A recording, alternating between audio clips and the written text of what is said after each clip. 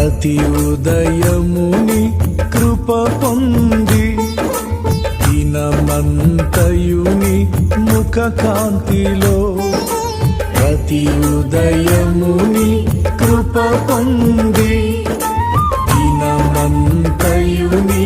ముఖ కాంతిలో వర్ధిల్లెదను నిన్నే స్తుతించుచు సాగిపోయేదను నిన్నే పాడుచు వర్ధిల్లెదను నిన్నే స్తుతించుచు సాగిపో